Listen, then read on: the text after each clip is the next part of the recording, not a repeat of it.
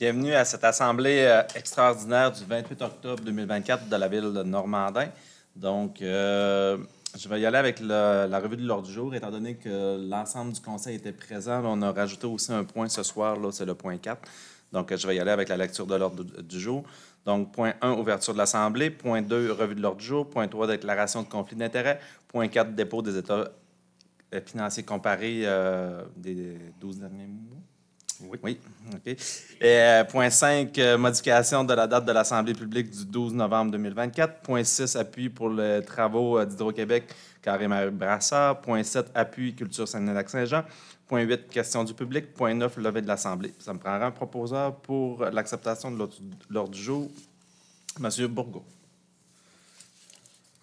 Merci, M. le maire. Alors, je propose que l'ordre du jour soit et est accepté tel que présenté. Merci, M. Bourgault. Donc, point 3, déclaration de conflit d'intérêts. Est-ce qu'il y avait des conflits d'intérêts pour l'Assemblée de ce soir? C'était beau pour tout le monde. Donc, point 4, dépôt des états comparés. M. Nadeau. Oui, bon, merci. Bonjour tout le monde. Donc, je m'assure, M. le maire, c'est les états 0-9 mois. Donc, je fais le dépôt des états financiers comparatifs de la ville de Normandin, 0-9 mois, préparé par le directeur des finances, M. Robin Tremblay, et présenté aux élus antérieurement. Merci, M. Nadeau. Donc, c'est les états financiers qui vont servir là, à faire de base pour le budget qu'on est en train de travailler de 2025. Oui, on est dans le budget 2025, fait que ça sert effectivement à ça. On se prend les 9 premiers mois, on extrapole pour se rendre en décembre, puis après ça, on prend cette base-là pour faire le budget 2025. Fait que voilà. Merci beaucoup. Donc, point 5, modification de la date de l'Assemblée publique du 4 novembre 2024. M. Lavoie. Je propose que le Conseil de ville de Normandin avise les citoyens de la modification de la date d'Assemblée publique prévue le 4 novembre 2024, remis au mardi 12 novembre 2024 à 20h. Qu'un avis public sera produit à cet effet et affiché en date du 29 octobre 2024. Merci, M. Lavoie. Point 6, appui pour les travaux d'Hydro-Québec dans le Carré-Marie Brassard. Mme Darvaux. Considérant l'entente relative à des travaux municipaux Carré-Marie Brassard, signée par la Ville et M. Ménard Construction Incorporée, qui est le demandeur, le 28 mars 2023, considérant que selon l'article 5 de l'entente, les coûts en lien avec le prolongement des lignes électriques d'Hydro-Québec sont assumés par le demandeur.